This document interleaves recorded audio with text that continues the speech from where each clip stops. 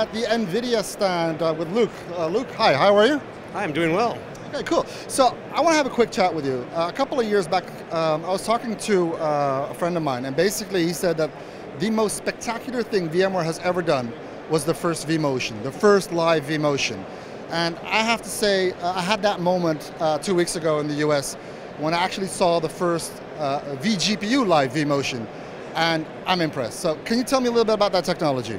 Oh, absolutely. And it's funny, you're not alone. We hear this a lot where it's like that magic moment all over again. You know, see motion for the first time again.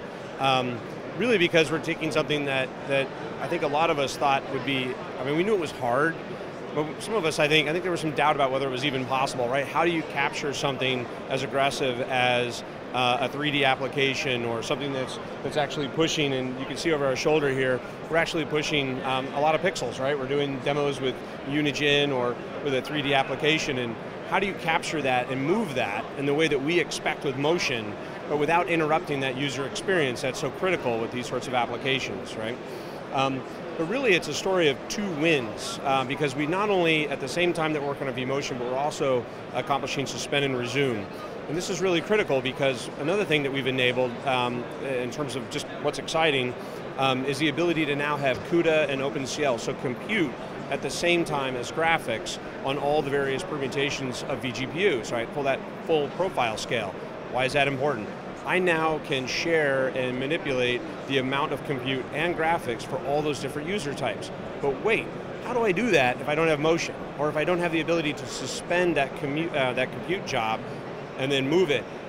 What does that open up? It means that for the first time ever, we now have an ability to bring not only every user type into your virtualization platform, and I mean all user types, no limits, right?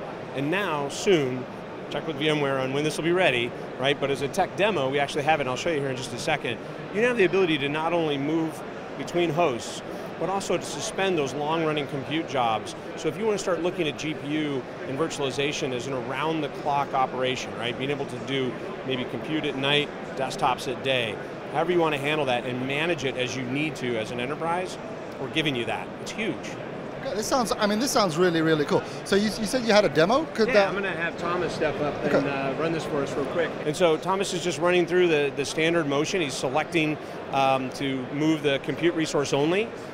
This is all very typical of what one would expect. Notice he's selecting a different host server, right? So he's moving between the first to the second host server. He's going to click next through it. Here it is live, and we've moved. This, by the way, is running in our Berlin data center. So we're doing this remotely from Barcelona back to Berlin to run this job. It's successfully moved and done. So one of the questions that you're probably getting from your customers as well is, what about performance? So now we have another abstraction layer in between there. So we had the vGPU, now we're able to vMotion. Does that have any impact on the vGPU, on the GPU performance whatsoever? No, I mean, this is one of the advantages of the relationship that we have with VMware, right? It's our engineering teams working together to accomplish this.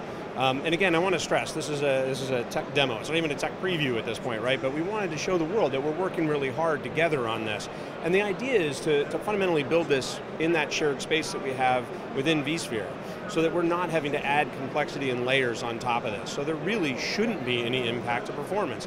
The motion itself may have some impact, and all of this is still being explored, but our job is to make this as seamless and as smooth as possible, so really there should be none. And the end user, whether they see that minor burp that one would expect with anything, if you're in Outlook with email, you see that hesitation. That's all we want. We want to have that zero impact to the end user, so that the administrator or the manager of that environment has an ability to do maintenance at any hour as they expect, to be able to do the things that as they expect today without GPU, now with, for all. So, yeah. Okay, cool. Mike, thank you very much for your time. Excellent. And have a great Barcelona. Thanks.